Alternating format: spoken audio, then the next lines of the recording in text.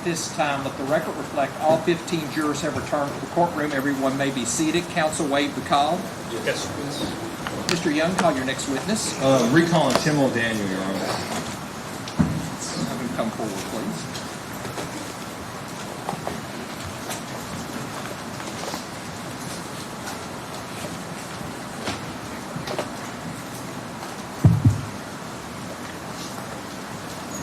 Sir, I need for you to raise your right hand.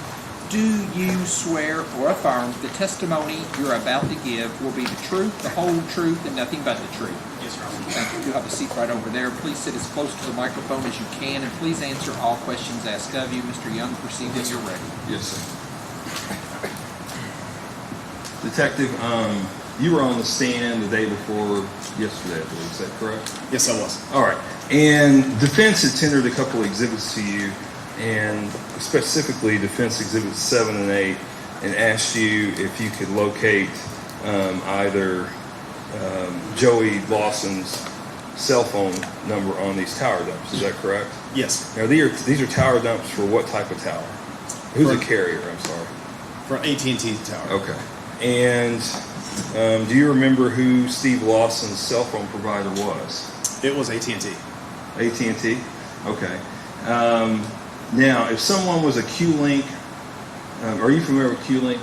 I am. Okay, and Q-Link, is that a cell phone provider? Yeah, it's called an MVNO, Mobile Virtual Network Operator, and it's basically a cell phone company without its own towers. Okay, and what towers did it utilize back in 2015? They used Sprint towers. Okay, so if someone had a Q-Link phone, would they show up on the AT&T tower? No. All right, and Steve Lawson was an AT&T customer. Is that correct? That's what you said? Yes. Okay, and did you have a chance to review these records? Yes, I did. Okay, and does Steve Lawson show up on these records? No. All right, and I think you were testifying the other day that you have to be careful with these, right? Yes. Okay, and these records were obtained years later. Is that correct? Yes, I think approximately 2023. Okay, so about 8 years after 2015. Is that correct? Yes. Now, you testified before that on the call detail records, does Steve Lawson's phone show up on the AT&T tower? Yes, it did. Okay, but you just testified they don't show up on the cell phone or on the tower dumps. Is that correct? Yes, that's right. Why would it not show up on the tower dumps, but it show up on the call detail records? Like I was saying the other day, you have to, when you're searching for tower dumps, when law enforcement is searching for tower dumps, you have to do it fairly quick or quickly. So, and typically the way that we do it is if you don't get it within 7 days or a month, you start to lose data. And especially after years and years, AT&T and these carriers are going to purge that information and rewrite over it just because it takes a large amount of storage. So is there a chance that this data is incomplete? Yes. All right. Now, just briefly, the jury was shown some video yesterday of the defendant, Brooks Houck, driving down the road on July 3rd between 5:30 and 5:42, somewhere in that neighborhood of time. Yes, sir. Where was his device during that time? In the area of Glenview? Okay. And would that be where his residence is? Yes. Okay, and did it leave that area during that time? No. Okay. Judge, I don't have any further questions as it relates to Detective O'Daniel at this time. Mr. Butler, any cross? Very briefly, sir.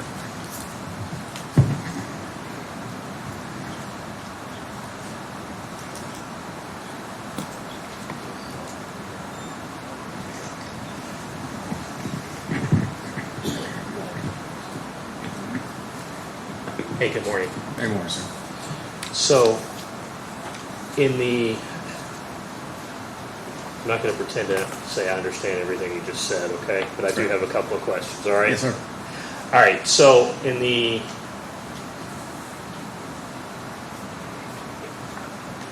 on May the 30th of 2022, were you involved in this case, sir? I don't recall the exact day, but it was in 2021 or 2022 that was first asked. And I think this came out previously. a subpoena was sent to T-Mobile to see if Joey Lawson, there were any records related to Joey Lawson. You recall that? I can show it to you. Yeah, that's fine. I can look at it.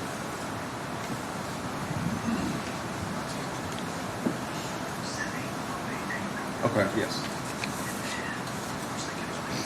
Okay. Okay.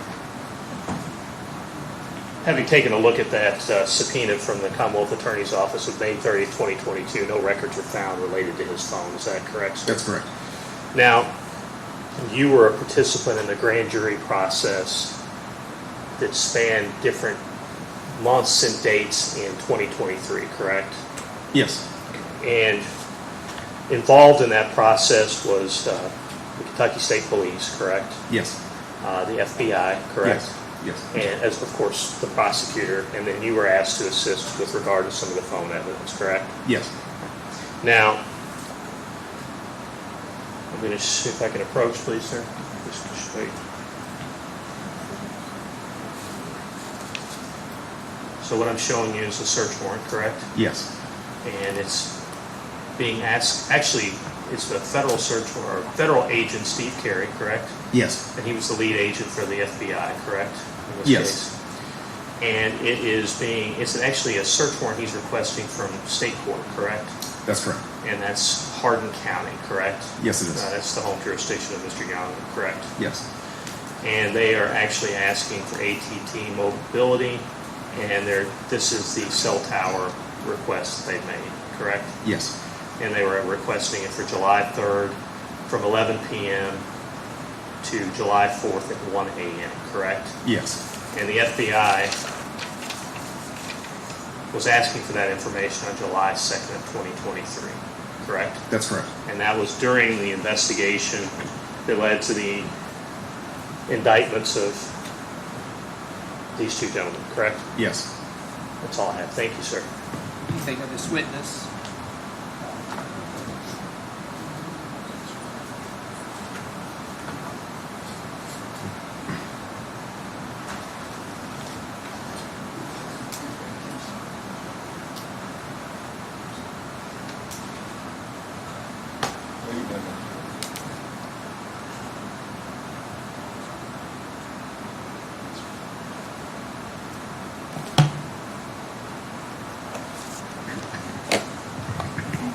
Can you hear me?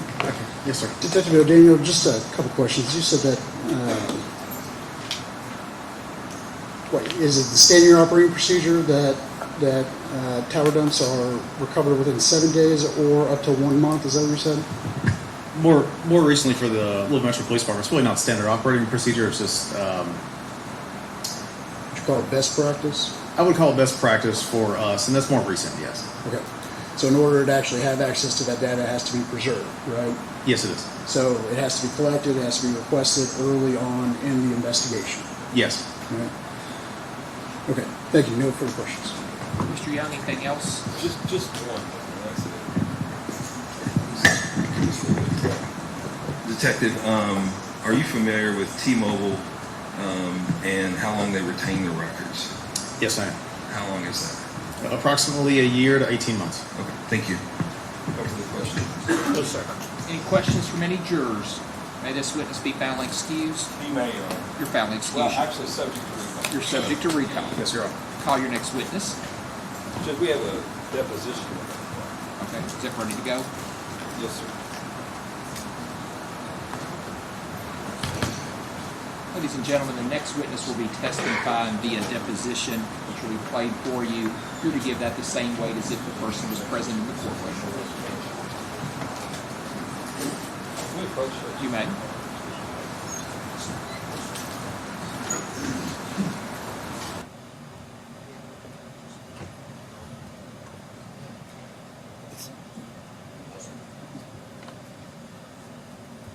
Judge, it's been a long time since I've done this, and I can't remember. Do you admit, do we need to admit this into evidence or just play it in the record? Okay.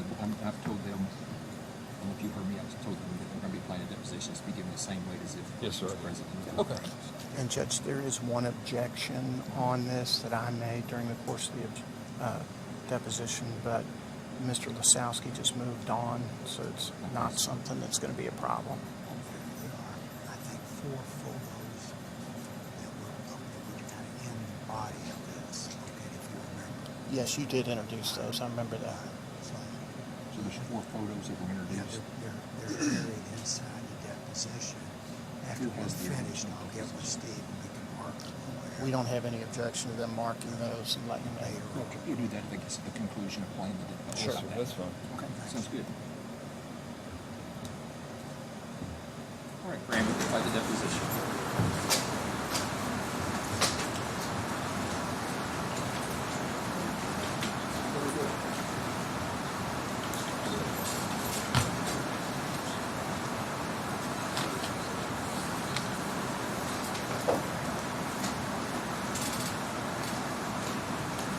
Ninth Judicial Circuit.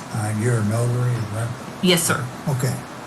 Please, Yes, just please raise your right hand. Okay? Okay. Do you swear to tell the truth, the whole truth, and nothing but the truth? I do. Okay. Thank you. okay, thank you. Yes, sir. Mr. Benjamin, would you tell what your name is and the business you're currently employed with? Terry Benjamin.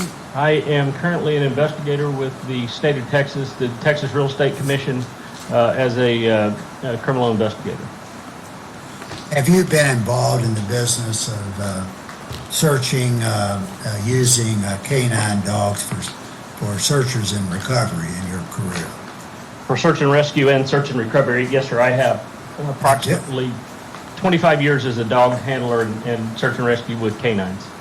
Tell us a little bit about your background in that business as well as the other businesses you've been involved in over the years, Mr. Benjamin. Okay, and we talked earlier, so I'll go back through my entire background. Started back in 1981 when I joined the Army as a cavalry scout. Part of my training was as a tracker, footprint by footprint, visual tracking. I did that with the Army for about 2 years until I went to flight school and became a helicopter pilot. I flew helicopters for the Army for nearly 18 years. During that time, I was a search and rescue medevac pilot. So I flew civilian and military search and rescue missions and regular medevac. I left the active duty Army, stayed in the reserves, but I left active duty in late 1989, early 1990. I became a police officer. During the course of being a police officer, I became a mounted officer and continued to do search and rescue as a mounted officer for the police department, for the San Diego County Sheriff's Department, for the city of El Cajon, and I continued to use tracking as part of my job as a police officer. I did that for both my department and other surrounding departments, throughout the state of California. I continued in search and rescue until I continued with the police department until about 1999, where I was injured as a police officer by actually a horse that I was riding. I retired from the police department and moved to Dallas after meeting my wife, where I currently live, the Dallas area, North Texas area. And I began in search and rescue using a canine. I'd done search and rescue for about 10 years prior to that, 10 years before that as a medevac pilot. But I continued to do canine search and rescue until currently. I was part of the Texas Task Force 2, which is both a state and federal team, as a canine handler. I was one of the Texas Task Force 2's first canine handlers. I was with a team called Mark 9 Search and Rescue. While part of that team, I was an instructor. I was a tracking instructor and a canine instructor. I continued as a canine instructor until I believe it was around 2015 when I retired from that team. After my daughter finished high school, I started a new team called Lone Star Search and Rescue, where I'm the chief. I run all operations. Lone Star Search and Rescue was started with my wife. My wife was the co-founder, and she is now our canine instructor. I am a instructor with NASAR. I'm a lead instructor with NASAR, which means that I can make new instructors. So I know not only teach our handlers, but I teach other instructors or make new instructors so that they can teach their handlers.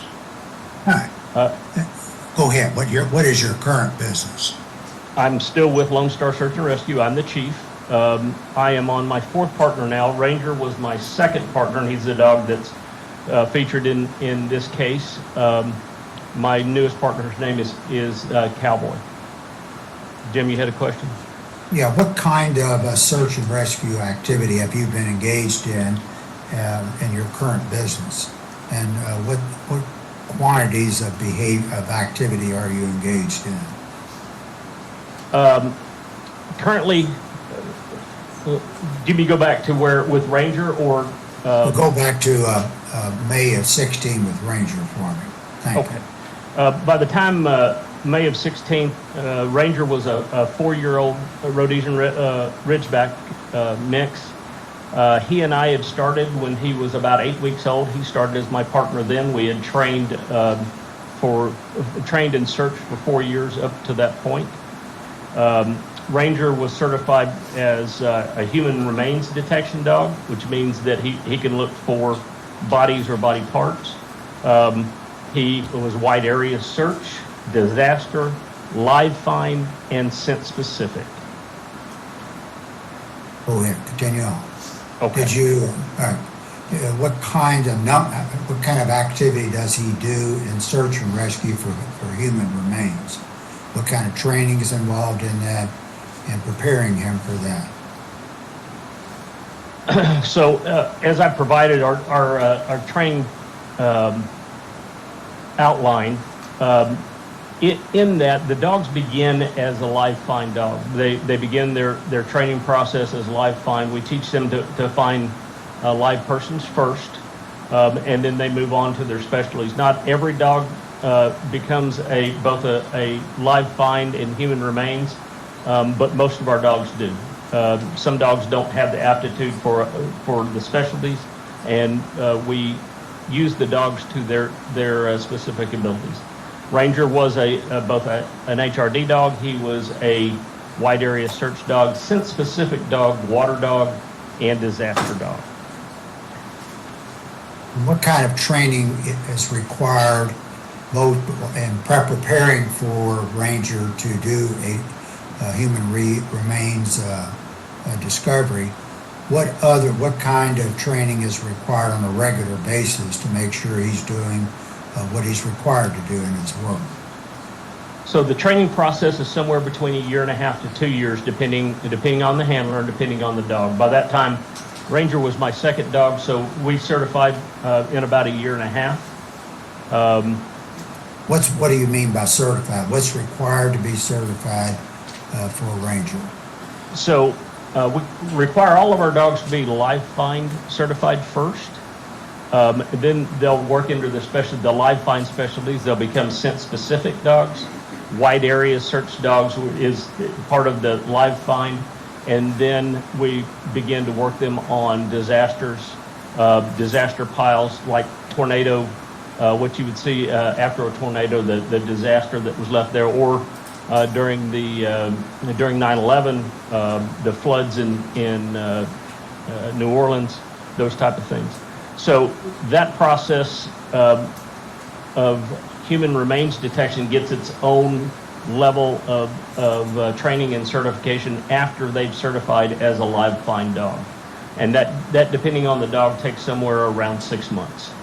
What agency, or is there an agency that does the certification for dogs such as a Ranger? There are a number of agencies or a number of programs. AWATR, which is American Working Dogs, the American Police Working Dogs Association, NASAR, National Association of Search and Rescue, which I'm an instructor with.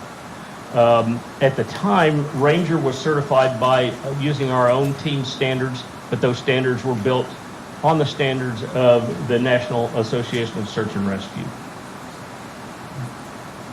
And what kind of training, and I'm focused now on Ranger, what kind of training on a regular basis do you offer to Ranger to ensure he continues his the skills that you have developed for him? So with our team specifically, at the time we trained every weekend that the handler and dog were available. So about 3 hours on each Saturday, and then during the week, as an experienced handler, I would like my dog to continue to search. So we would do small searches, not necessarily all human remains, but we'd do small searches at home, or I would use human remains and do small searches or small treatments where he once he identified the human remains, he would receive a treat.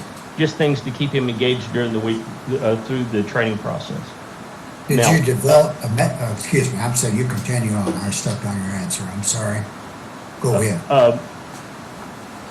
Ranger, because he was particularly adept at human remains, he enjoyed it very much. So quite often he would come and get me and to let me know that he would want to train. So he was a real positive dog. Some dogs aren't quite so positive, but he was a very positive dog as far as human remains were involved.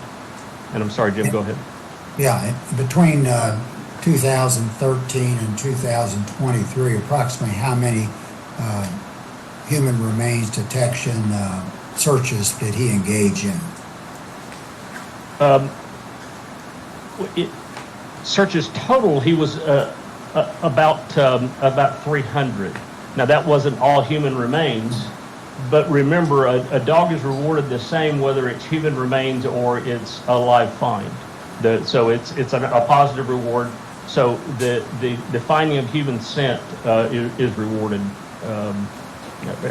We call it a party, is rewarded as a party. So in total searches, about 300. Do you use double blind when you're working with your canine partner? And if so, what does that mean? So a double blind when you're speaking about dogs means a dog team will be the dog, the handler, and then what we call a flanker. And that flanker is a human assistant that will handle the radios and keep us in our search area. They're used both in training and in searches. And a double blind means that neither the handler nor the flanker knows where the human remains or where the victim is.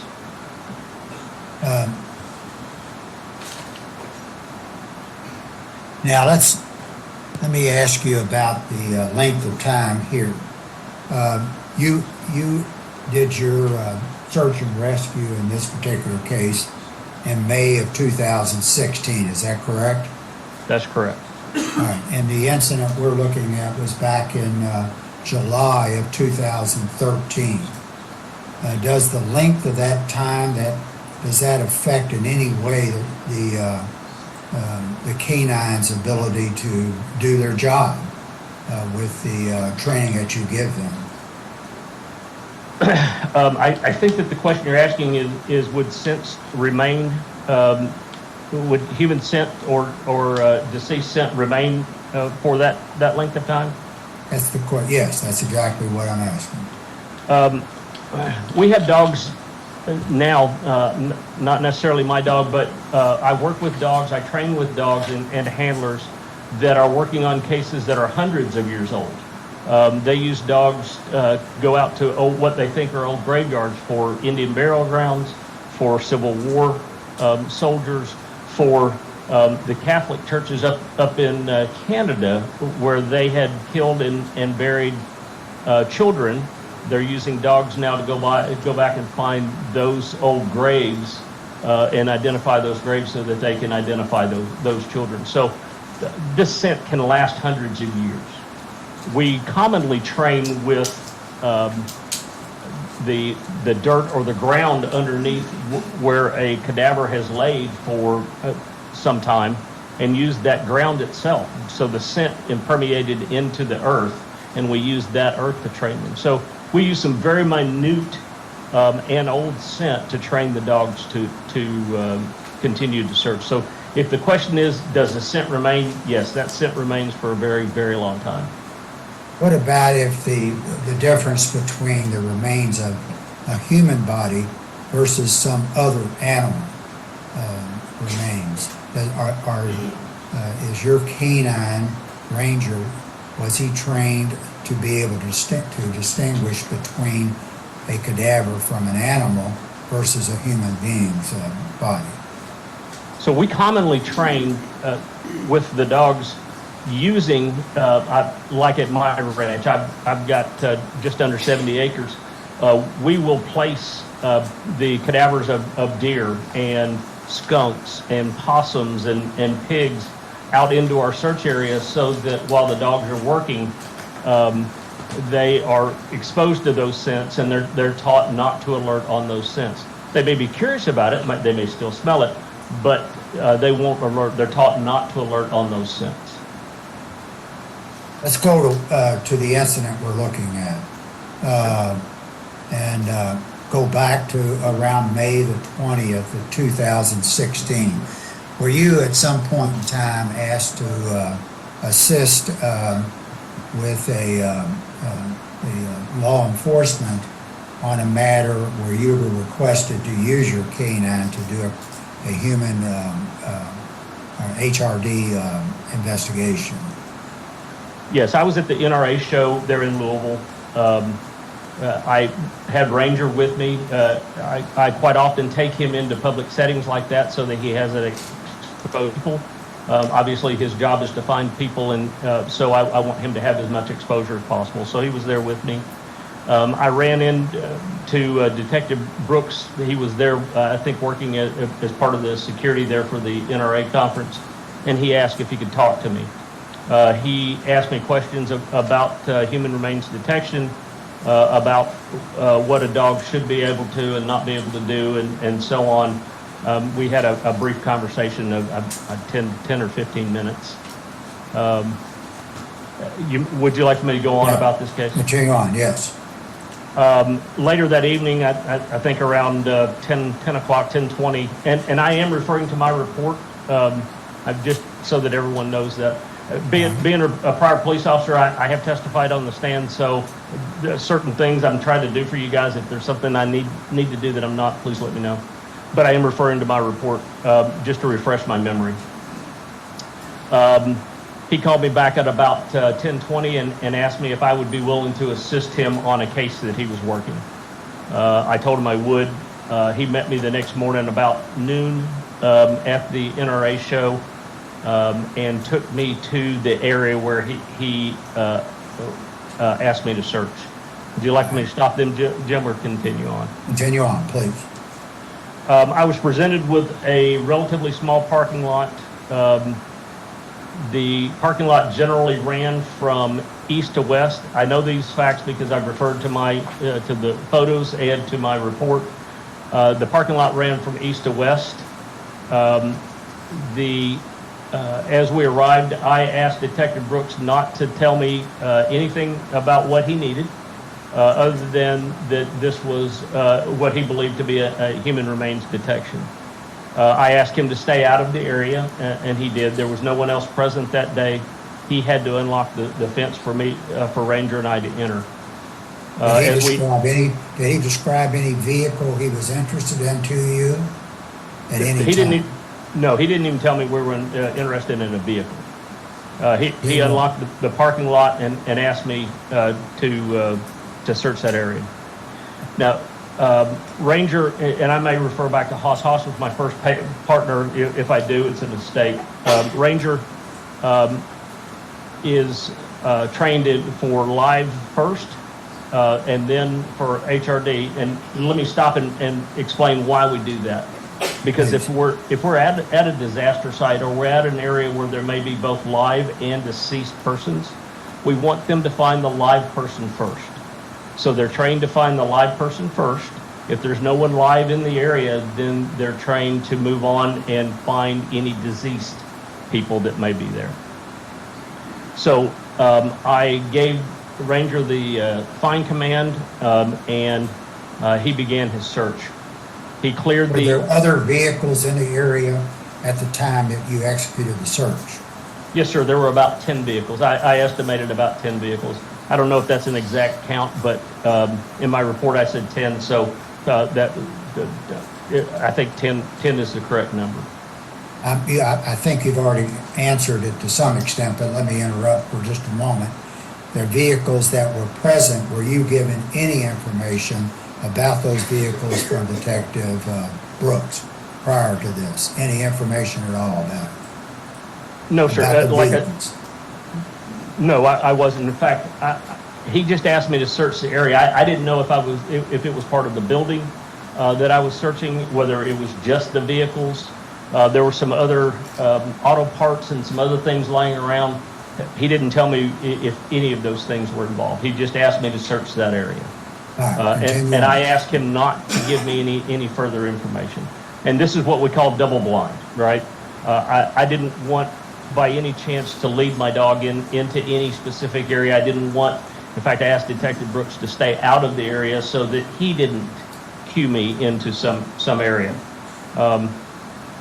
Again, Ranger cleared the area of any live victims and continued his search.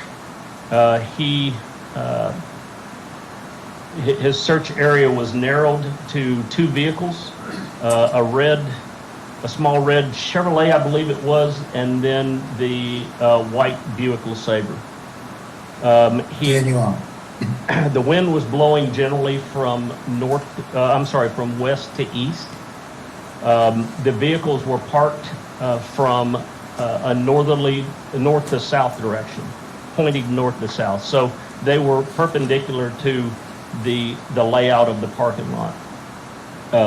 Ranger narrowed his search onto an area of 2 vehicles, to the back of those vehicles specifically. The wind would have been blowing from the west, which would have been behind us. Ranger worked around to the northeast side of those vehicles, the red one being first. I can only assume because the scent was blowing towards that. Now, there was a fence, if you look at the pictures, there was a fence behind these vehicles, and it had a covering, like a tarp of some sort on the back of it, which would have helped in holding that scent in. Again, the wind's blowing from behind the vehicles, blowing it from west to east. He went around the back of the red vehicle. He had some interest. He worked around that red vehicle, and then they're taught to move to the strongest scent, so he moved around to the white Buick LeSabre. He worked the back of the vehicle, was very interested in the back of that vehicle, worked up the passenger side up to about the passenger mirror on the passenger side, and then back to the right rear corner of that Buick LeSabre. I've noted those in the pictures that I've taken. Yes. Those pictures were taken using a program that's designed specifically to show the lat long, where we were standing, and besides being a picture, it gave you more of a 3D view versus just a one-dimensional view. We're going to show those photos in just a moment. Continue on with your testimony. Okay.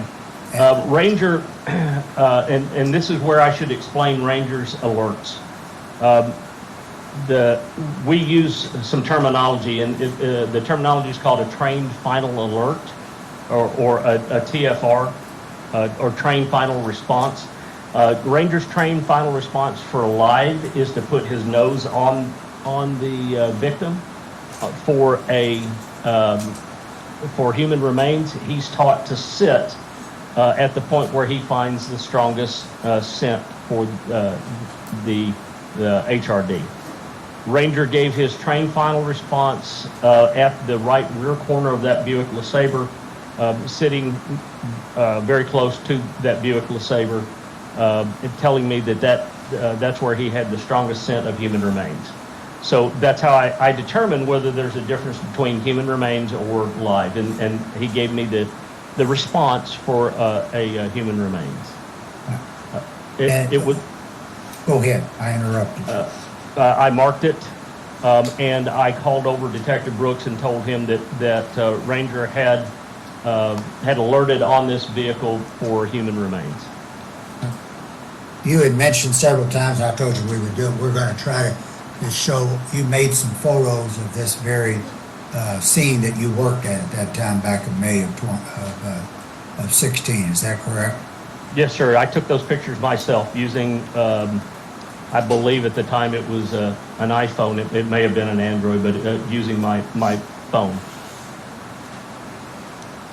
Paralegal here is going to assist me in bringing these photos into the system we have, so just bear with me a moment and make sure they show up correctly here when we can.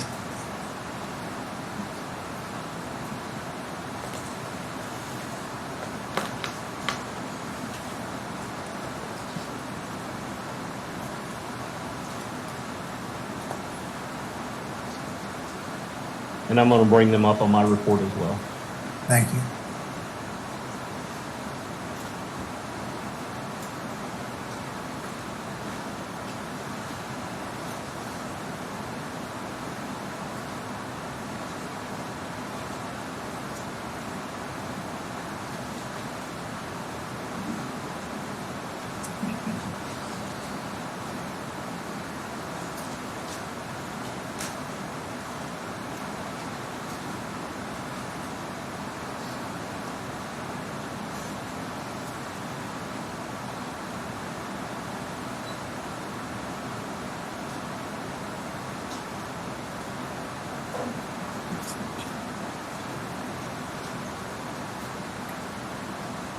Just bear with us for a moment.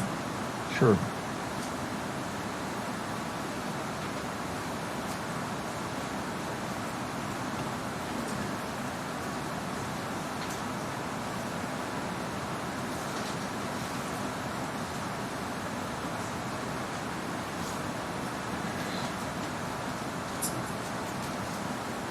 Can you guys see the screen?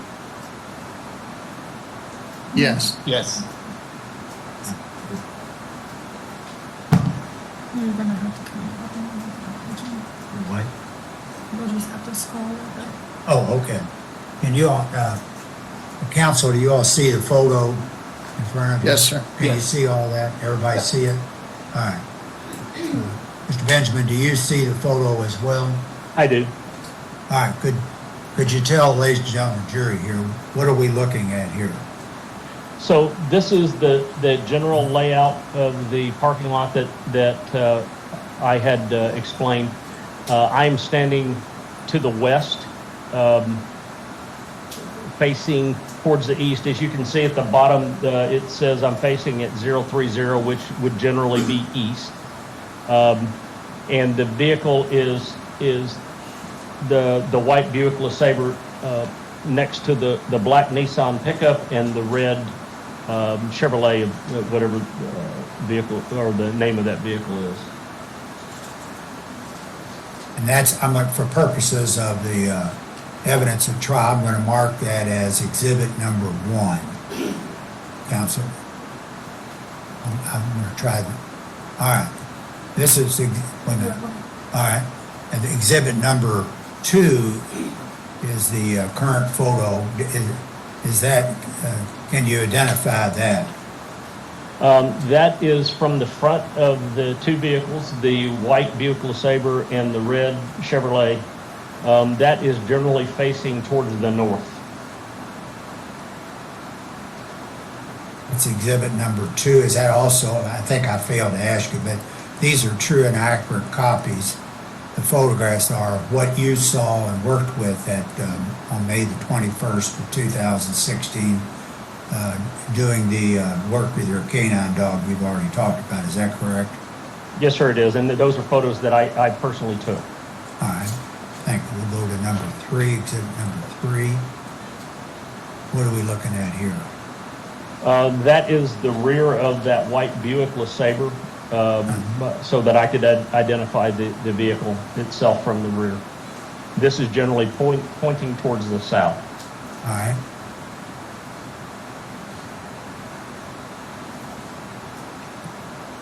That's exhibit number 4. Can you tell us what that is, please?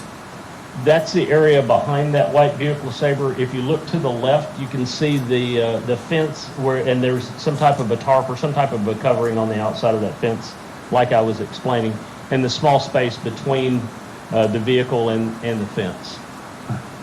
Is this in proximity to where your canine dog made the alert that you testified to a few minutes ago? This is the exact, at least as close as I could be to the exact spot where he sat and alerted.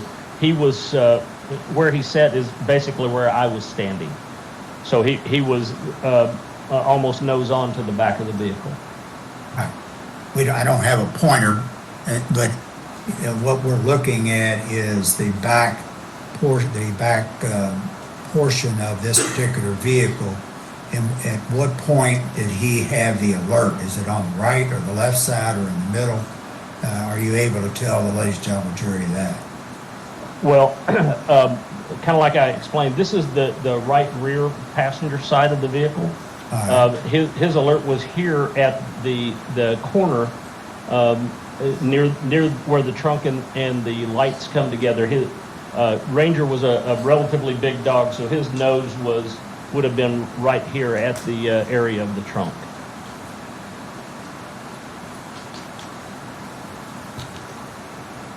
This is number 5. What are we looking at here, Mr. Benjamin? That's the license plate identifying the vehicle where Ranger had his alert. That is the vehicle. That was a further identification photo of that vehicle.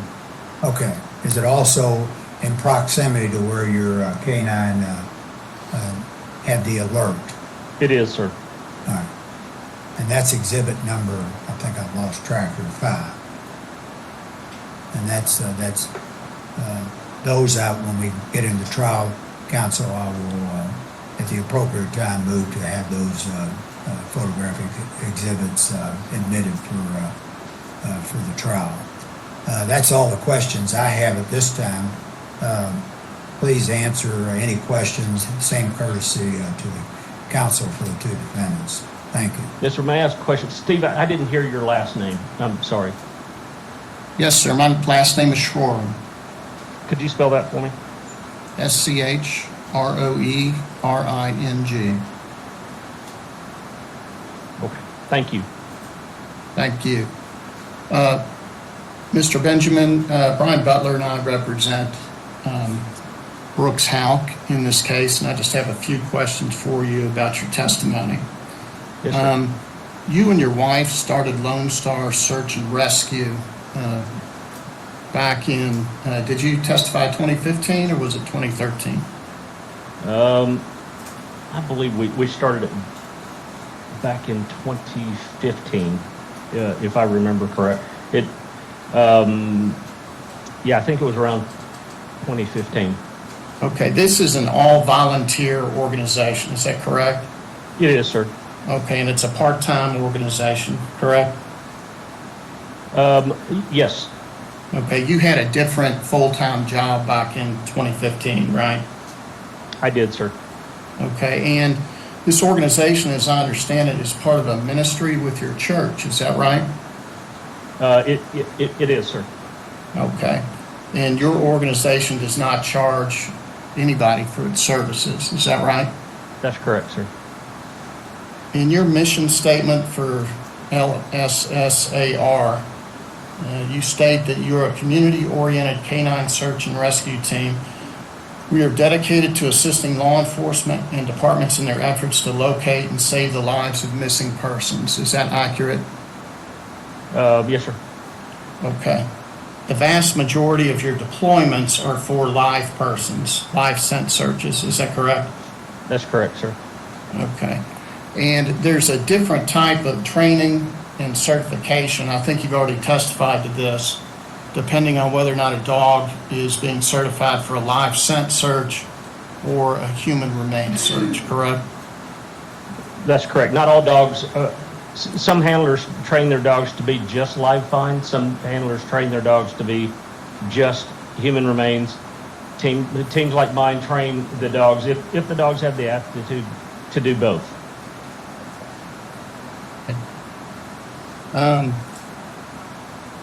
Now, you came into contact, you're from Texas, obviously, right? I am. You were living in Texas anyway at the time, right? I was. I'm actually from Kentucky. My father lives not very far from where you're at right now. Okay. And Deputy Brooks did not, I guess, research and contact you in Texas. You ran into him at the NRA show. Is that correct? Yes, sir. As I testified. On May 20th of 2016? Yes, sir. Okay. And you all spoke there at the show, right? That's correct. And then he called you again later that evening, asked you to assist on the case, and you all spoke some more, correct? That's correct, sir. All right, and then he picked you up the next day at about 11:50 in the morning at the NRA show, right? That's correct. At the front of the show, there at the I think it's the county fairgrounds. Okay. And the report that you're talking about that you did on this case, I believe we have a copy of that. I want to make sure I'm looking at the same report. Is that a 2-page report that you did? And then it has the pictures attached? 2-page narrative with the pictures attached. That's correct, sir. All right, great. So when Deputy Brooks picks you up on May 21st at the NRA show, he drove you to 400 Poplar Level Road. Is that right? I'm sorry, sir. You broke up. I couldn't hear all that.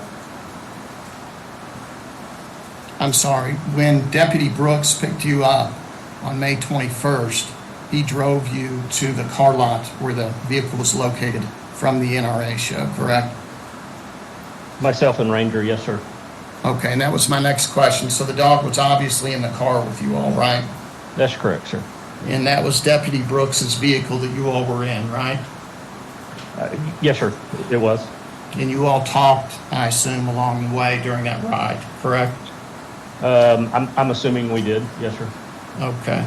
And at that point, obviously, Ranger would have been exposed to Deputy Brooks's scent in his vehicle as well, correct? Oh, of course. Yes, sir. All right.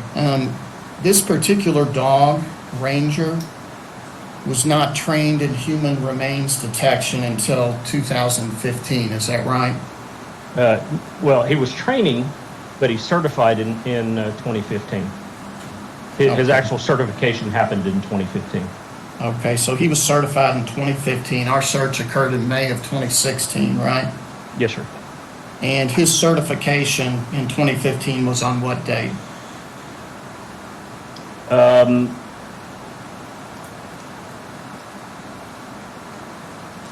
I apologize, sir. I don't have that. That was part of records that were lost. So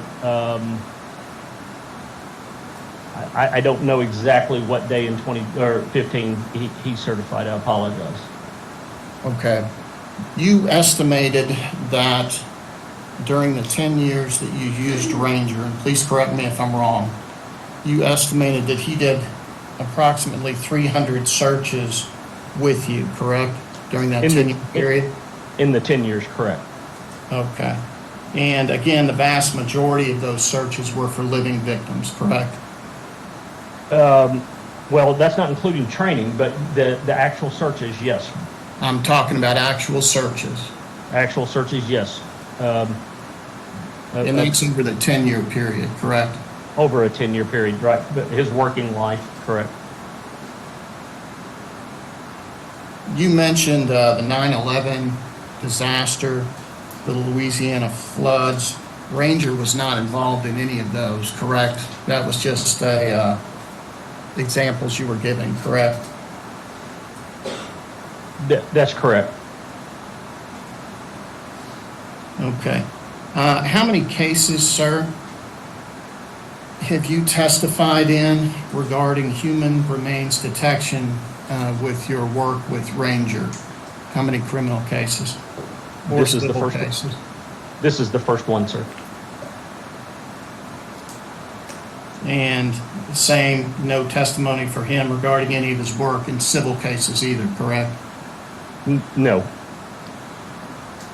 And yeah, I realize, we'll talk about it in a minute, you don't have records on this dog, but you, between whatever date he got certified for human remains in 2015 and May 16th of 2016, working cases, do you have an estimate of how many of those were human remains cases, or were they all live searches?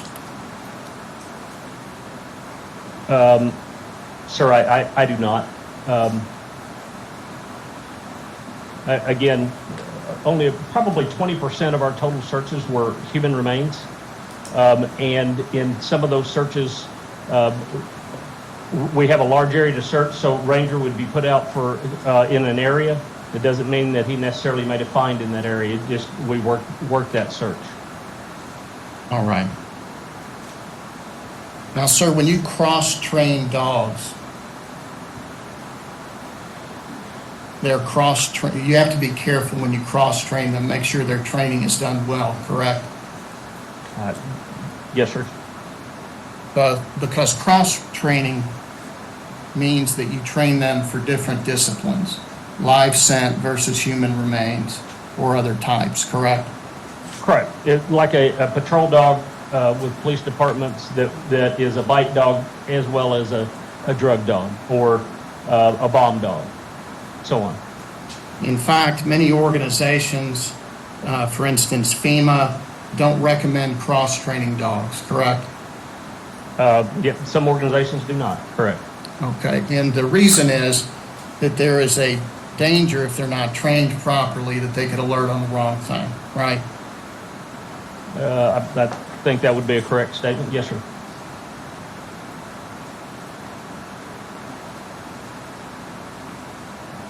Okay, and we've covered this. The specific training a dog receives is very important. And that training that a dog receives generates documentation, correct? It does. Okay, and it documents lots of things, but it documents the type of training they receive, how frequently they receive the training, any false positives that the dog gives along the way, things like that, correct? Correct. And dogs can obviously give false positives for any variety of reasons, correct? Well, please explain what you mean by false positives before I go any further than that. What are you saying when you say false positive? Incorrectly alert. So, the point of the training is to get beyond having an incorrect alert. I certainly understand that. But dogs, and you wouldn't have to train them out of incorrect alerts if they didn't sometimes give those, correct? Correct. I don't know that that's correct. What you call an incorrect alert may just be a misreading by the handler. And that's what I meant by a variety of reasons. Sure. Correct. All right. And this documentation that is required in the training of these dogs would have records about that and all other things about their training, correct? That's correct. And that paperwork is generally supplied to attorneys in cases so they can see how qualified or not a particular animal is, right? So they can review those records. I assume so. Again, this is my first testimony, so I assume so. Yes, sir. This is the first time you testified ever in a case? No, I've testified as a police officer. I mean regarding human remains detection with the dog. It is, sir. All right. And the documentation that is generated for a particular dog's training is obviously given to the handler, and the handler retains that for records to be able to verify the effectiveness of their training of their animal, correct? Well, the handler himself or herself does that. They maintain their own records. Right. And we obviously asked for the records in this case of Ranger to look at these things that we've been discussing. And it turns out that all of Ranger's documentation about his training was lost. Is that correct? Correct. They weren't electronic at the time. We didn't have an electronic format. So it was all done on paper. And during a move into my current residence, the movers lost that and a number of other things. So we have no documentation on the dog, correct? No, other than the amount of hours that he trained. So in this case, with Ranger, he was a relatively newly certified HRD dog. About a year. I'm sorry? About a year. Yes, sir. With no training records of any kind that we have. That we have, yeah, correct. Okay. Now, the search itself that you testified to on direct examination at this car lot, it was not filmed in any way by either you or Jamie Brooks. Is that correct? As far as I know, I did not film it. As far as I know, Deputy Brooks did not. Okay. And you obviously had your cell phone. There's no map. You didn't generate a map of the pattern that your dog followed during the search, correct? I apologize. I'm sorry, you may not have heard the question. There was no map done by you of the pattern that your dog followed during its search, correct? No. But that's not standard. In all of my training, to include now, I don't make a map of his pattern. The dog, as you recall, focused on 2 vehicles specifically, correct? Eventually, correct. The red Chevy and the white Buick. That's correct. He then paid attention to the area behind the white Buick. That's correct. Then the trunk. Correct, sir. Then he worked his way up to the passenger side of the vehicle, correct? Well, yeah, he came around from the back of the vehicle, continued to clear around to the passenger side, and then back to the trunk. Okay, and I'm really just kind of reading from your report here. Yes, sir. And what I'm looking at, if you have that in front of you, it's on the second page of your report. And let me know when you get there, please. I'm there, sir. Okay. Section IV 4, and then sub 3, sub A. Do you see what I'm looking at? I do, sir. Could you read that to the jury, please? Just 3A, what you wrote in your report. Ranger further narrowed his search to the trunk of the vehicle, then worked his way up to the passenger side of the vehicle, to the passenger front door and mirror. And Ranger gave a full HRD alert. And then? Ranger was rewarded as the search was ended at 12:09. Okay, so and that's the report you generated for this incident, obviously, right? It is, sir. Okay. You just testified on direct examination a minute ago about the dog sitting towards the back of the vehicle and essentially putting its nose right next to the trunk, correct? Correct, sir. None of that information is contained in this report that you generated for this case, correct? Well, the fact that he alerted on the passenger side, yeah, correct. The passenger rear side, yes, sir. Yes, sir, that's correct. That's correct. Okay. Because the way your report reads, worked his way up to the passenger side of the vehicle, to the passenger front door and mirror, Ranger gave a full HRD alert, right? Correct. Okay. And sir, you did take some photographs that day. I understand you didn't film the search, or Deputy Brooks didn't film it either, but you didn't take a photograph of the dog alerting, correct? I did not. So you're going by your memory at this point? I am, sir. Okay, from 2016. Yes, sir. Okay. And typically, and if you don't have experience in this, please let me know. Yes, sir.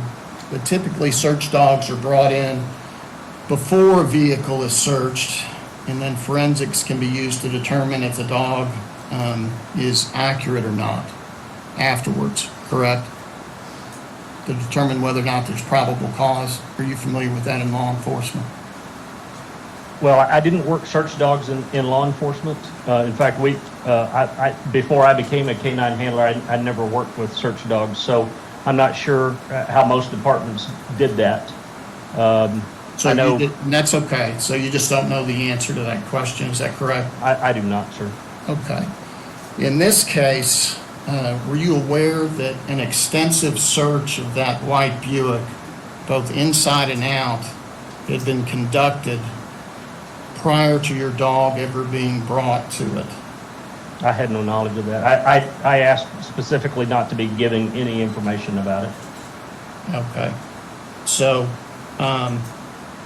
there'll be evidence at the trial that within 10 days or so prior to your search, that car had been examined by a number of officers, evidence technicians, who went all through the car, sprayed chemicals, pulled the carpet out of that trunk, used alternative light sources on it, and there'd been a lot of focused human activity in that vehicle prior to your dog coming.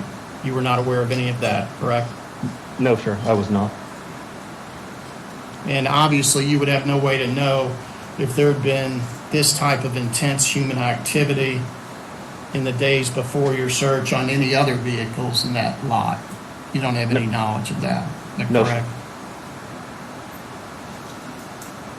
And you don't know if Jamie Brooks was in contact with this white Buick himself or any of the other vehicles prior to your search, correct? I do not, sir. Sir, that's all the questions I have. Thank you very much. Yes, sir.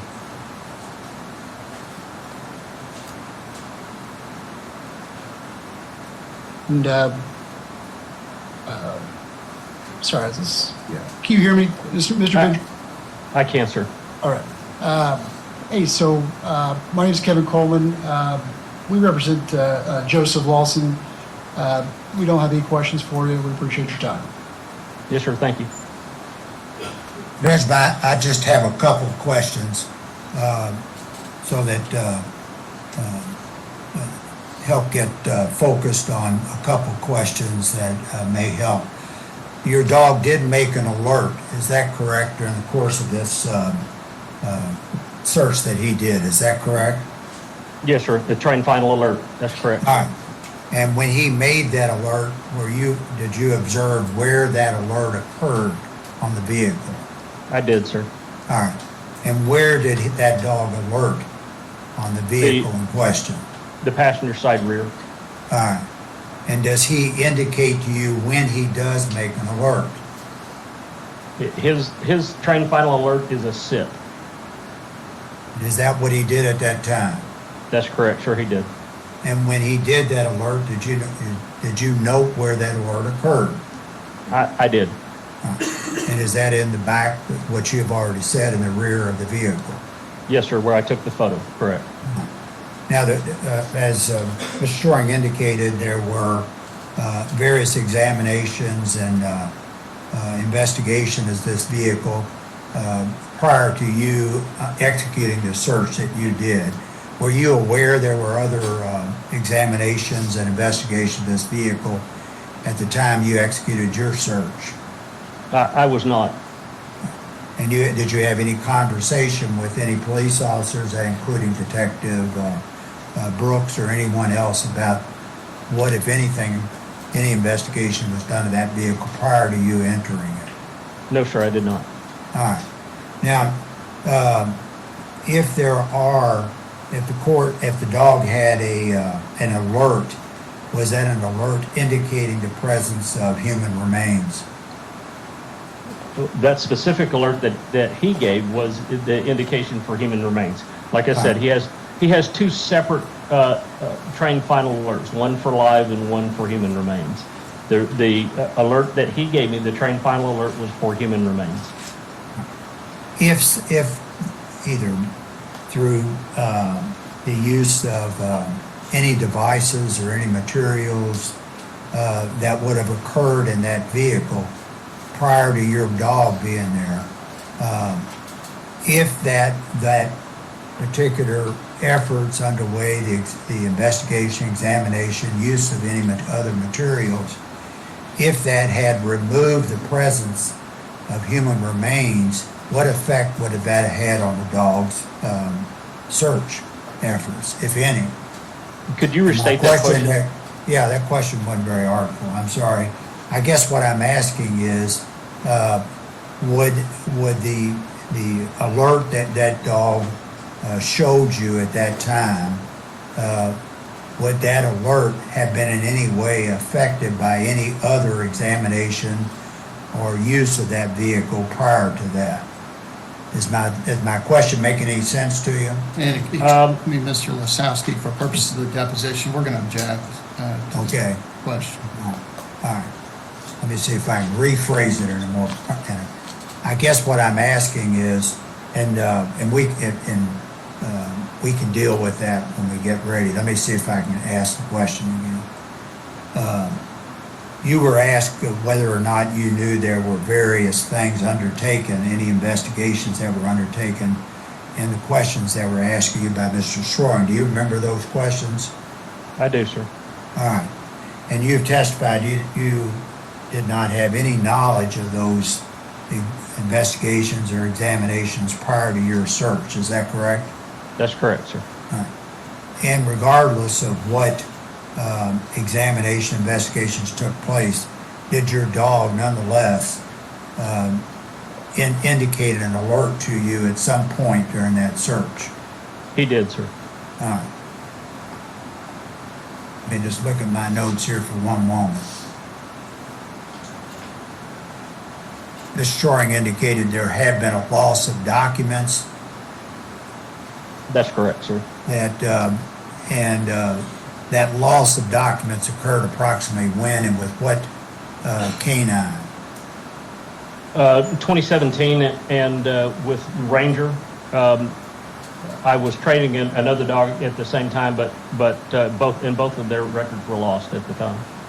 Did you maintain and keep the records that are necessary to your profession prior to this loss? I did. That's all I have at this moment. If Ms. Shoring has or Mr. Coleman has, please extend the same courtesy. No, sir, we don't have any additional questions. Thank you. Nothing else to add. Thank you all. Again, I appreciate the courtesy of both counsel. Yes, sir. So that will conclude our proceedings. Thank you all.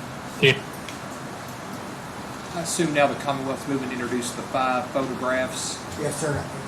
And I can work with Steve on that one. Great. Okay.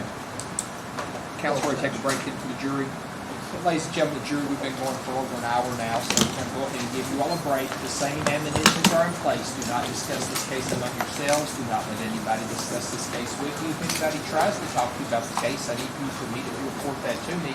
And you're not to finally make up your mind about the case until all the evidence has been presented. You've received the instructions from the court, and you've gone to the jury room to consider what your fellow jurors have to say about the case. We'll take a 15-minute break. May leave with the debate.